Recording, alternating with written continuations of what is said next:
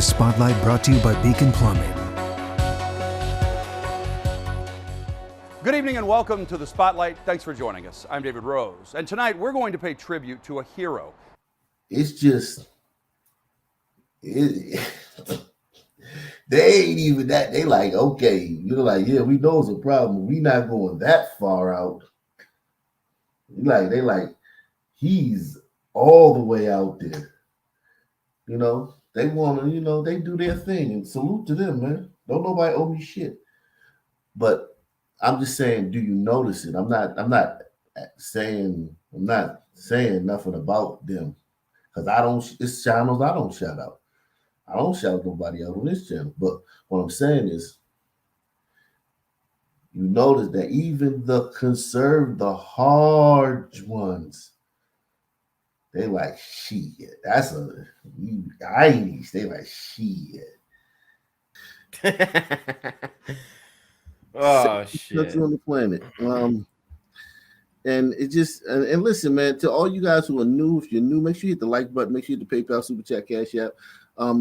If you're new and you triggered and you got a problem with anything that's being said up here, you got an attitude. Please hit the link, man. The link is in the description box, man. Tell us how, because I want to understand how something other than what we're saying is happening. Dude, honestly, it's pretty scary because like even the people who know what's going on are still woke. The people who know what's going on are still woke. Like I had hopped on a stream with Anton Daniels and Nathan Daly. He's like an ex-cop or whatever in Atlanta. And I know that woke cop. He's a woke cop. That's crazy. Bro, the shit that he was suggesting was very woke. Like police shouldn't respond to traffic stops and stuff like that. I'm like, bro, do you know these social workers will get blamed out here if they respond to these niggas? Hey. And do they understand that? They understand that traffic stops make the road safer for other. This is how black people would run the world. They would have no air traffic controllers.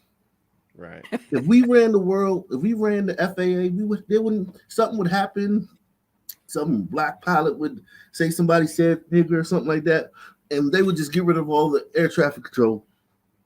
Like That's basically what having no traffic stops is like. The roads become infinitely more dangerous. And all these shootings on the road, bro. Come on. Right. Don't forget you catch people with warrants and all sorts of crazy shit. And carjackings. Like, bro, if you stop one of these niggas in a carjacking and it's not an armed officer, bro, they're getting blamed. These niggas don't give a fuck. They don't give a fuck. Their suggestions are just, and the fact that they actually have the president. Good thing they don't have the Congress like that. Yeah. But they have the president. They have the mayors of all the major cities. Repeat offenders are running wild. The violence and disregard for the law is rampant, and the politics aren't protecting people like they're intended to. And innocent victims are being hurt and killed every week. You know, he said the blacker you are, the bigger you are, more likely we will do a Michael Brown Jr., George Floyd on you. And that begins with self-respect. See, when Attorney General Eric Holder says, are we a nation of cowards? If we don't have self-respect, then we appear as cowards. We are cowards. But self-respect, the first cousin of self-respect is courage. See, and we have been demonstrated, it has been demonstrated to us, if we dare look at it, that our self-respect under racism, white supremacy has been annihilated. That's why black people could become comfortable with entertaining themselves, calling themselves niggers, gangsters, thugs, bitches, hoes, freaks, degrading sex. All of that is indicative of self-respect having been completely annihilated. And that's essential. If you're going to hold a people in oppression, their self-respect level cannot be high. You have to reduce their self-respect level, and I say this is what happened after the Civil Rights Movement, when black people had their dignity and their self-respect and their courage to fight those oppressive laws, the so-called Jim Crow laws, black codes. When they went up against that, they had the self-respect, the dignity, and the courage to fight back, and went up against dogs, police beatings, fire hoses, giving their lives. And out of that movement came black people saying, black pride, black is beautiful, black dignity, black self-respect, black power. And I say at some level the system understood, my God, these people that we have held down have poured their courage and their self-respect, their dignity together, and they really have transformed this country. And so the decision was made, this is wonderful. No, the decision was made, this is horrible. We have to take these people to a low level of self-respect. Well, how will we do it? Well, we'll put them in the movies. And we will have Superfly. We will have them cursing and fighting each other and shooting guns and killing each other, and the men kicking the women down the stairs and all kinds of degrading stuff. And black people didn't see it. They thought that they were now becoming movie stars, going to Hollywood. But the roles they were being asked to play were demeaning and degrading. And then following that, using so-called rap in the trashy, demeaning, and degrading language, we will use that as psychological warfare. When we get through with them, they will be in a reduced state of killing each other at the mass level.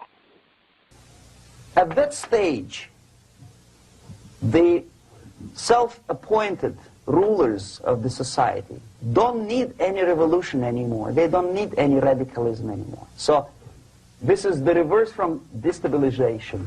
Basically, it is stabilizing the country by force.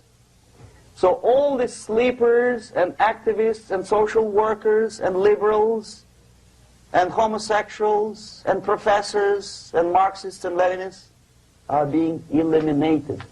Physically sometimes. They've done their job already. Okay? They are not needed anymore. The new rulers need stability to exploit the nation, to exploit the country, to take advantages of the victory. Okay? So no more revolutionaries, please. And that's exactly what happens in a number of countries. You remember Bangladesh? This is the crisis in which I was instrumental. First they had Mujibur Rahman. In 1971, he was the leader of People's Party, Awami League, with mustache like Stalin. He was in Russia many times. In 5 years, he was shot by his former colleagues, Marxists. He fulfilled his function. In Afghanistan, it happened 3 times.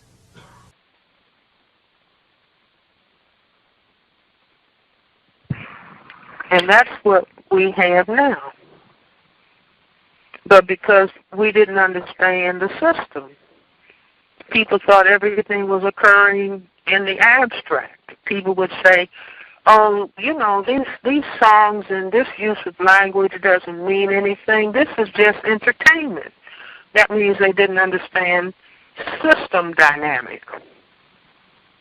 As Neely Fuller says, the system of racism, white supremacy covers economics, education, entertainment, labor, law, politics, religion, sex, and war.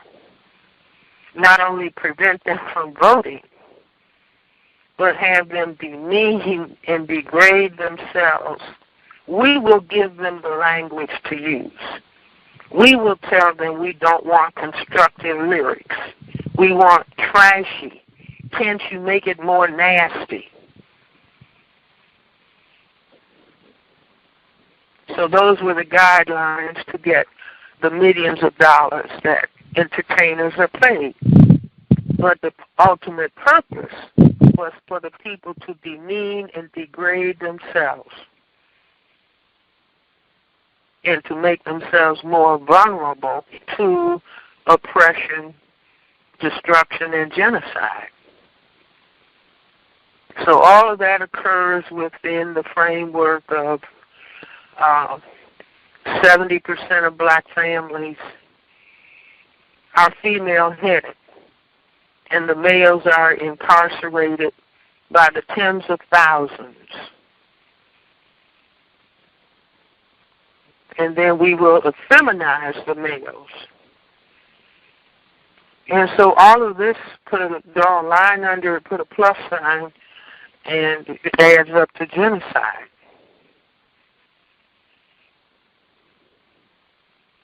Adolf Hitler, by another means, more subtle. There's a book, I think it may have come out in 1969 and 67, called The Destruction of the European Jews by Raoul Hilberg. And in the closing of that book, he said, it will come again, but it will be in a more subtle form.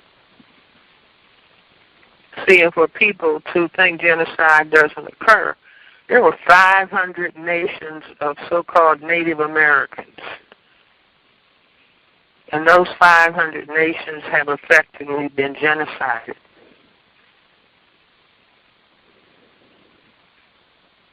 Wow. By people who classify themselves as white.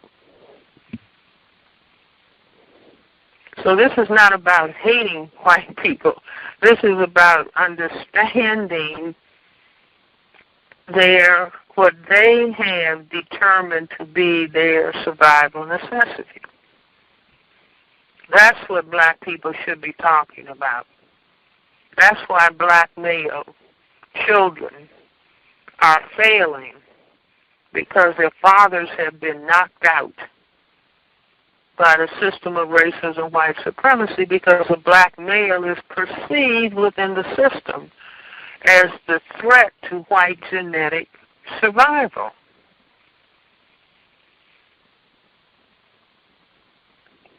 See, and every time they see a white female hanging on a black male, whether it's in a commercial or a movie or it won't be Scandal.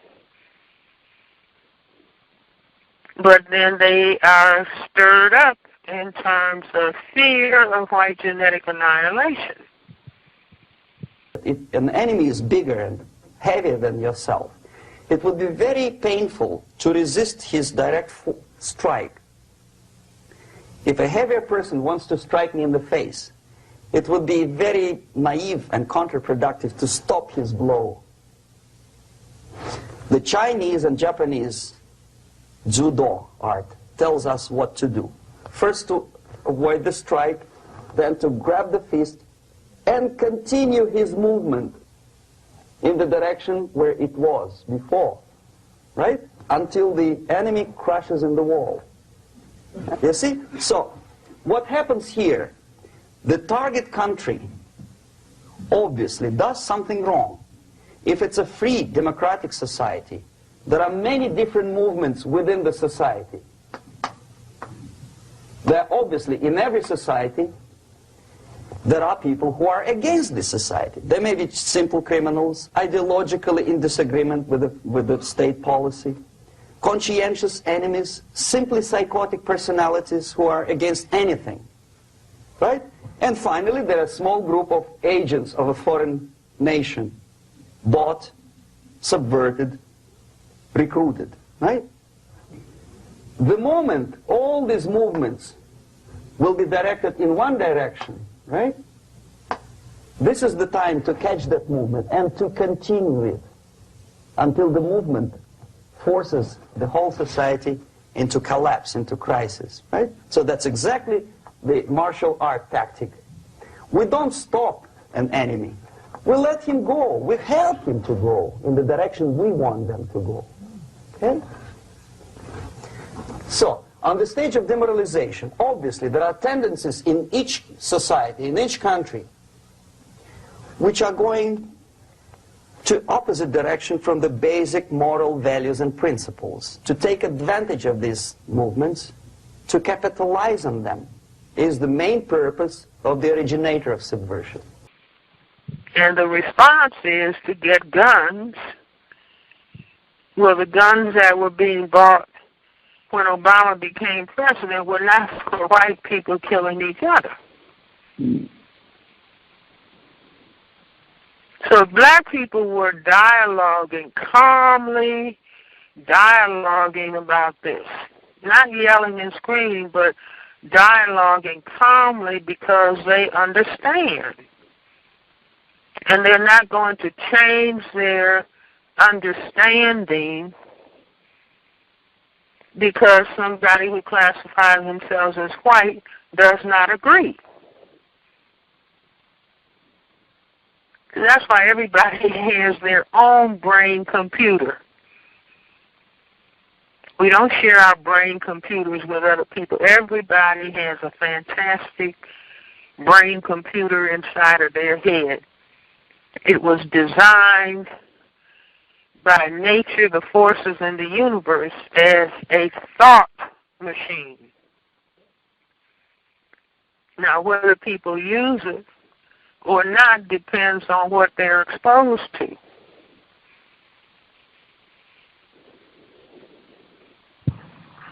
Wow. Context of white supremacy. Again, Dr. Francis Cress-Welsing. If you all have questions you would like to ask, the number again is 760-569-7676. The code is 564-943#. Press *6 if you have a question you would like to ask Dr. Welsing. Just want to go back to something that you said, because this point has come up quite a bit over the last couple of weeks. As you said, black people talking about this and everybody having different views on what's the best way to respond. I've heard many folks, even before Michael Brown Jr. was killed on August 9th, there were many folks who were saying, this is back when Eric Garner and even Marlene Pinnock and some of the other incidents where there were black people who were saying, you know what, we need to riot. That will show white people that you can't just keep abusing us, terrorizing us, and that we're not going to respond. If we go out, the only way that white people understand that there's a problem is if we begin to disrupt black businesses, white businesses, white-owned property. When that starts being destroyed, then hey, wait a minute, we can't just go in here and continue to do these sort of things to black people.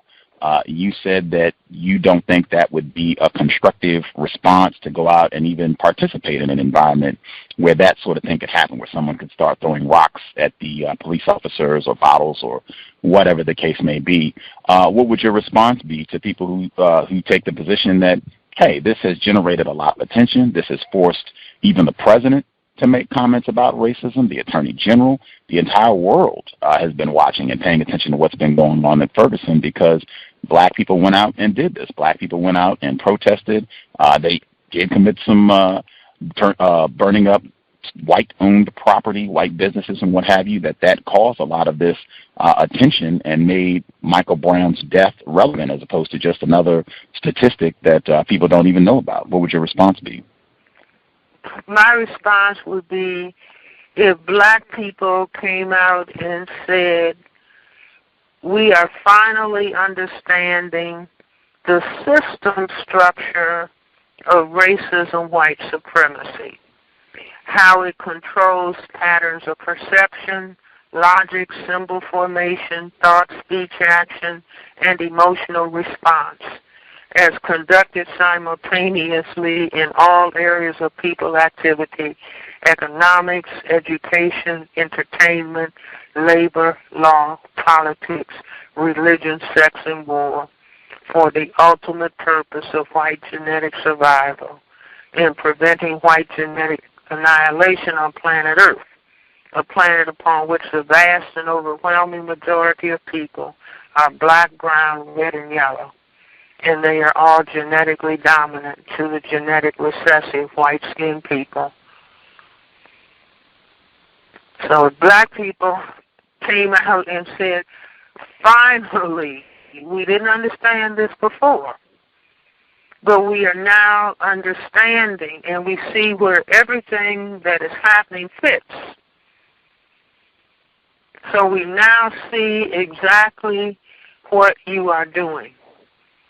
And furthermore, we will announce that really we are afraid of you because you have all of the tanks and all of the guns, but we are going to have to pull together our self-respect, because self-respect is more powerful than a nuclear weapon. So when people have insight and self-respect, and it really goes for the majority of the people on the planet. Fewer than 1/10 of the people on the planet are white. 9/10 of the people on the planet are black, brown, red, and yellow. And right now, it's just non-white people on the planet who are being killed in various parts of the world. It's only non-white people who are in a state of starvation, whose homes are being destroyed, whose children don't have an opportunity to go to school.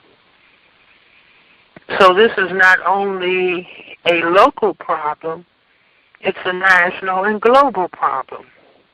Exactly. It's very, very, very, very terrifying. And prosecutors and DAs. And the prosecutors and DAs in all the major cities. That people who think like that are not like vying for power.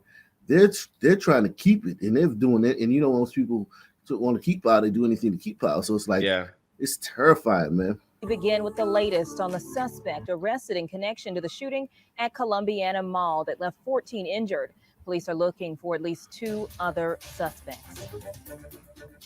Well, 22-year-old Dwayne Price was detained at the scene and charged with unlawfully carrying a weapon. At the hearing, he was granted a $25,000 surety bond and will be required to wear an ankle monitor with no contact to those involved. He also can't visit the mall. An attorney for Price. He's been granted a bond. He's out. Oh my God. Oh, in racist South Carolina, right? South Carolina is supposed to be super racist, super red. You know what I'm saying? Wait, like was that judge? Who was that judge? Is that that judge is a sister. Judge Fannie Lou Hamer. Lawfully carrying a weapon. At the hearing, he was granted a $25,000 surety bond and will be required to wear an ankle monitor with no contact to those involved. He also can't visit the mall. An attorney for Price. Well, like you said, that solves it. He can't go.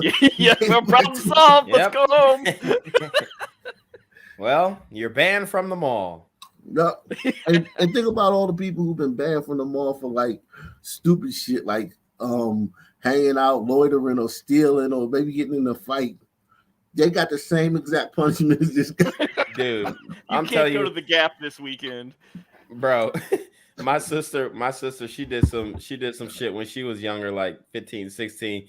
She went in a mall and like stole this polo fucking hoodie or some shit.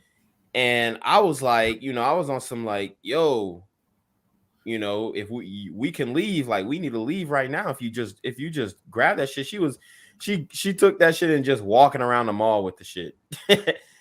And then they stopped her on her way out and shit, and they ended up banning her from the mall. Bruh, we went to the mall like the next weekend. Right. It was not a problem. Let me tell you something. Banning somebody from the mall is like banning somebody from the fucking zoo. Like, that shit is so big. Like, no one's ever. Now, if you go to one of these carryouts and they ban you, like, say you use some counterfeit money at the carryout, and they got the wall with the plexiglass and they got your picture up there, and everybody in there is family members and shit that works there, then yeah, they can be like, oh, you the guy right here on this thing. You banned. That's different. The fucking mall? Right. Like, I used to do mall security. And a salute to I want to answer this question right quick. Which city will be the first to abolish the police? I mean, if I had to, I wouldn't. If I had to choose, if I had to guess which city would ban the police first, Portland, I think. yeah. I think, yeah, Portland, maybe Seattle, Or Seattle, San Francisco, one of those cities on the Or West Coast. No city on the East Coast is Minnesota. going to abolish it. Minnesota, maybe too, but I think that it's going to be very hard now. But anyway, but yeah, this shit is right here. This I forgot what the fuck I was saying. What the fuck was I saying? Damn, I didn't like me. I usually got a good memory, man. I feel like I'm smoking weed again and shit. I feel like I'm smoking weed again. But anyway, this kid's got bail. This kid's got a bail, and he has to come with $2,500. You know, some sister's gonna pay his bail, and he's gonna be out. And just think about that, man. Think about that. That's scary. Think about that when you how do the race baiters how do they do this? How do they keep it up? How do you gliders let them continue to peddle this racism shit? That shit makes no sense. I have no answer. I mean, no solutions. And this is South Carolina. Like, don't get it fucked up. Like, this is supposed to be one of the most racist states in the South. Ain't nothing but a bunch of ain't nothing. I know a bunch of people from South Carolina because DC, everybody from DC's roots is either North Carolina, South Carolina. So you always meet people with roots in South Carolina. Ain't nothing but a bunch of goddamn niggas down there living nigga lives, not even tripping off what white boy say something, they smack the shit out of white boy. Right. White boy Exactly. look at him wrong. White boy cough and they don't like the way he cough. White boy sneeze and he don't like the way he sneeze. White boy getting his ass whooped.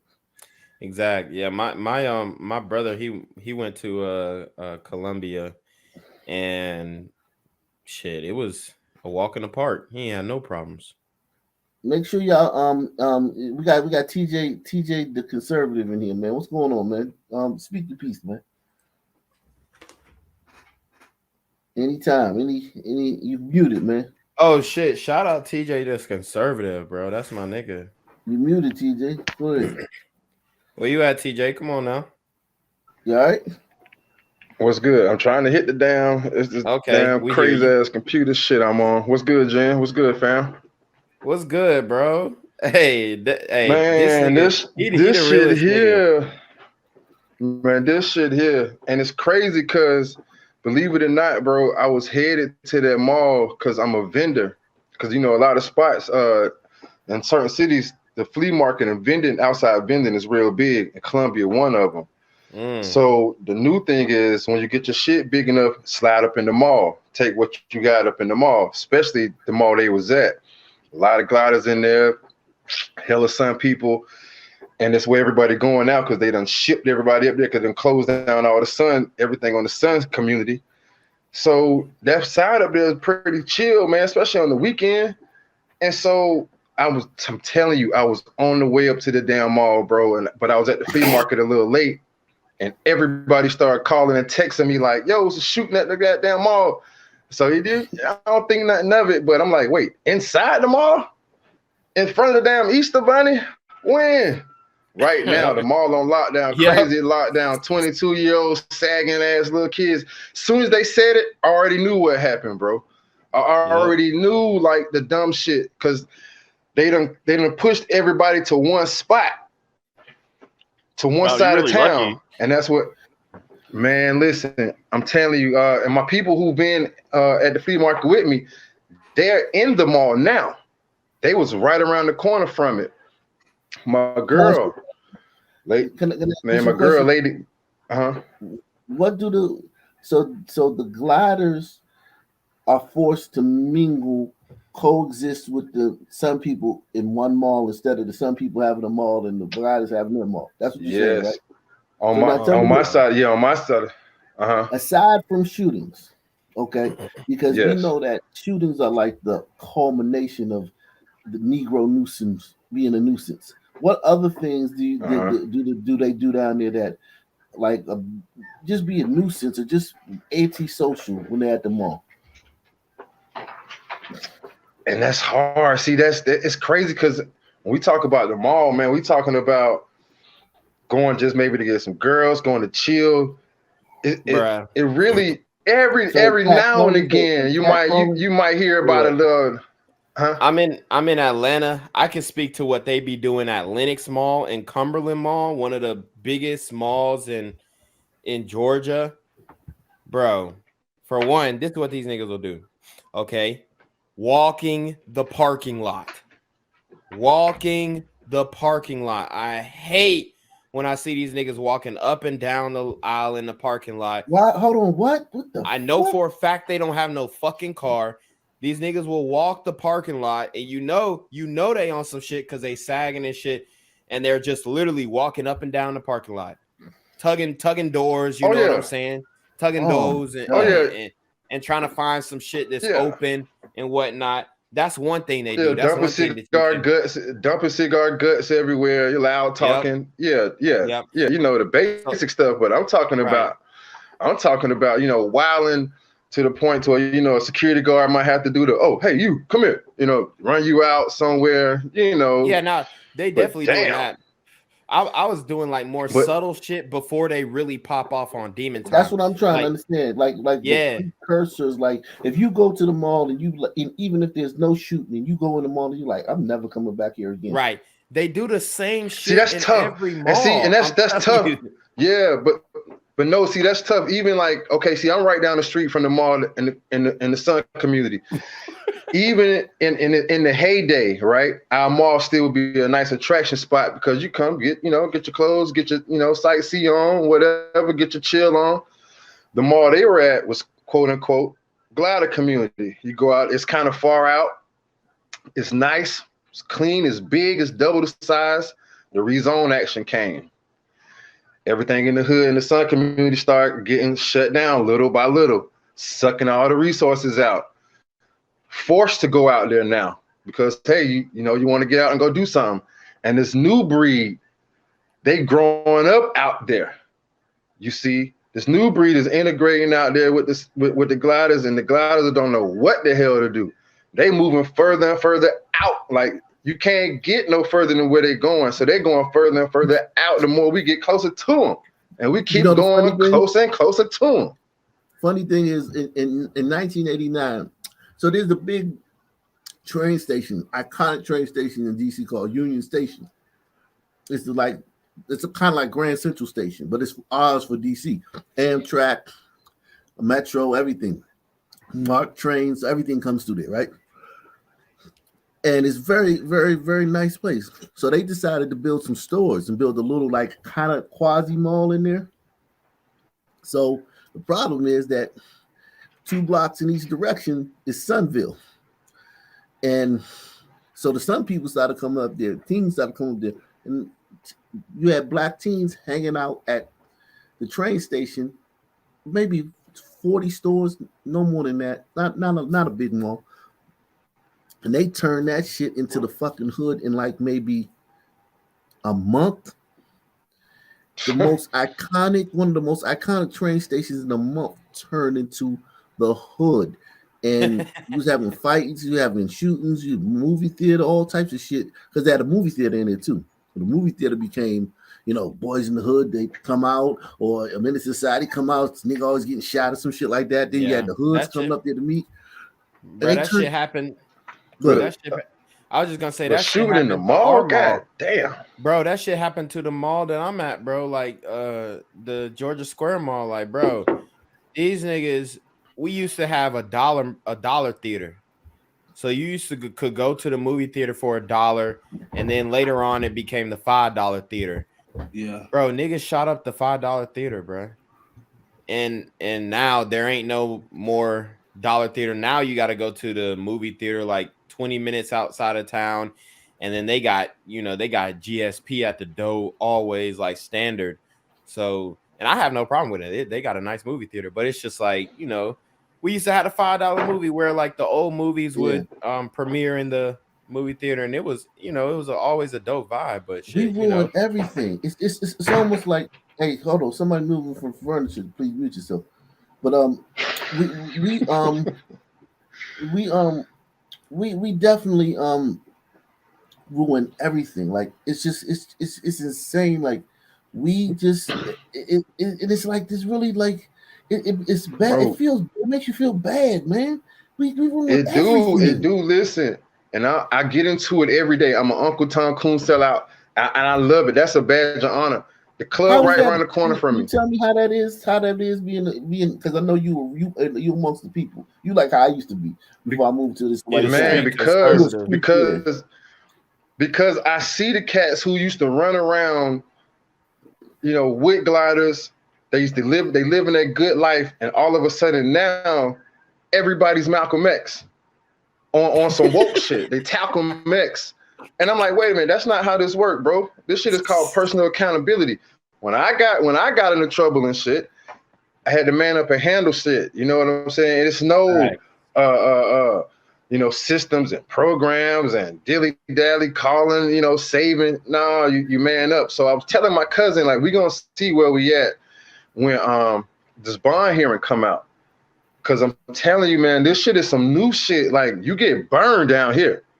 The shit he did, shooting, man, you get burned for less than that. This man and this guy that's representing him, oh man, he's wokey, woke. I'm talking about he used to party downtown 5 Points with so many gliders. Like he eating this up right now. Like to sit here and defend this cat, he eating this up right now. Let me play this video. might be a breakthrough case for him, honestly. Let me play this video. Let me You get this nigga with a lesser charge. Let me get everybody up to speed who's just joining us. And there are violent clashes between him and police, his group and ordinary people, no matter what. It's black against white, yellows against green, doesn't matter where the division line goes. As long as this group come into antagonistic clash, sometimes militantly, sometimes with firearms, that is destabilization process. The sleepers, many of whom are simply KGB agents, become leaders of the process of destabilization. Doesn't mean that Comrade Andropov sends Comrade Ivanov to the United States. The person who takes care is already here. He's a respected citizen of the United States. Sometimes he gets money from various foundations.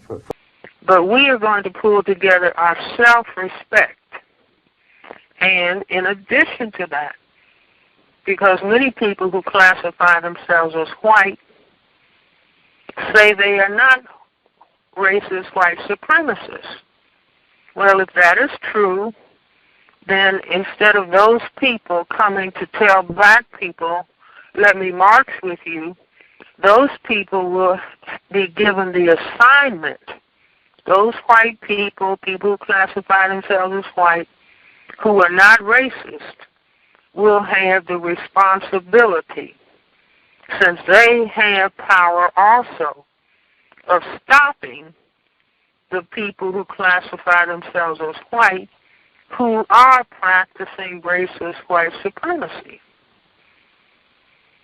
So you will be expected, if you are not racist and you classify yourself as white, because you have more power than black people, that you will take care of the white people who are racist. We will take care of ourselves, increasing our understanding of racism, white supremacy, and disciplining our own behavior to a higher standard, reflecting that we respect ourselves as black people. We respect ourselves as the parent people on the planet. Now, that's what I would suggest that black people would do. Not riot and destroy and destruct. Like sometimes I'm looking at television and looking at China Central and seeing all of the building and all of the development that is taking place in China. And then you turn and look at what is happening here, and you see, people engaging, either entertaining themselves or looking at murder, killing and murder, or tax dollars being spent to kill and murder human beings, destroying children, destroying housing, People don't have health care. People don't have housing. This is obscene. People degrading sex. I mean, pornography has become a huge business. See, but when human life doesn't have value, then there's no sanctity given to the act of self-reproduction, which is sex. In other words, if human beings don't count, then the same mindset will be involved in degrading the whole concept of self-reproduction and what they decide to do with their genitals. And we're seeing all this played out in front of us. But again, I can't emphasize enough that black people are the parent people of the planet. And so we can say that black people were the chosen people. The chosen people. By whatever force in the universe you want to call God or whatever. Black people are the first people, the mothers and fathers of everybody. And so, to whom much is given, nobody has been given more than black people have. Even though black people have been brought to the lowest depths.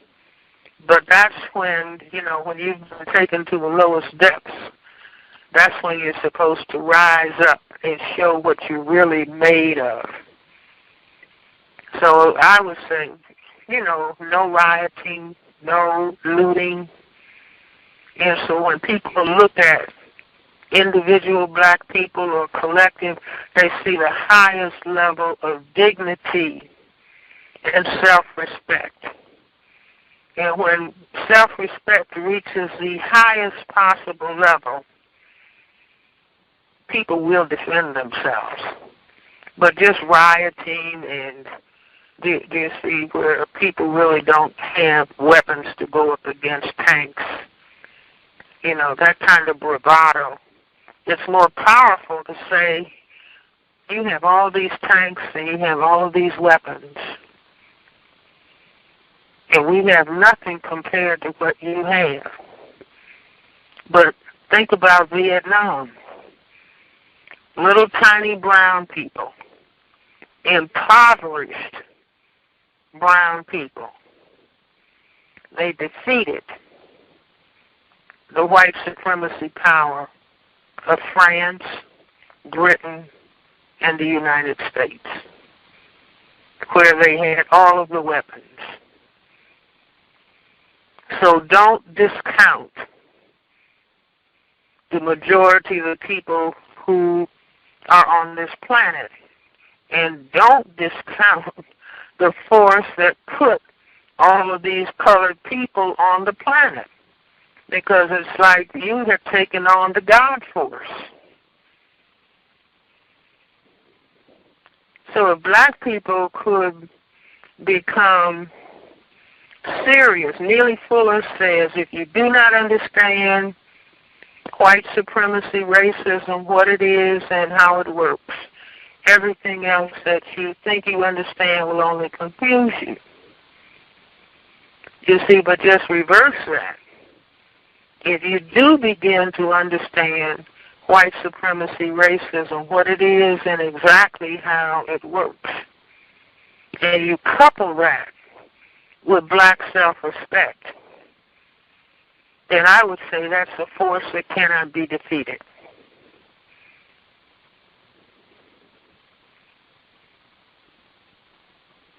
See, it's like, who is that? Dracula, who doesn't like to look in the mirror. People who classify themselves as white don't like to look in the mirror and see their reflection. And if black people have knowledge of racism, white supremacy, then they just calmly and speak to it. That's extremely powerful. See, that would be like, let's say it's a group of 10 friends, 10 people who associate with each other. Every time they get together, somebody's purse is stolen or wallet is stolen. And so nobody knows who the thief is. But once the thief has been identified, so 9 people in that group know the one person who is the thief. And so whenever that person is present, that person cannot do their stealing because everybody is aware of who they are. They're not confused. They are aware. So they actually have that one person under total control.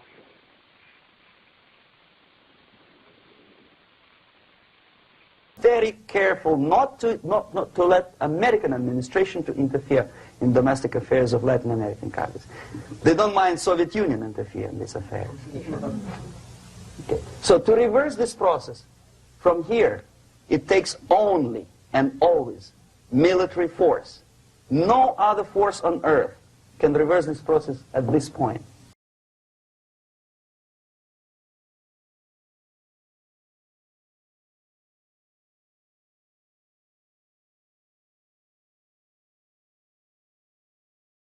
And you think them niggas don't know who the fuck I am? You think them crackers don't know who I am? They know who I am.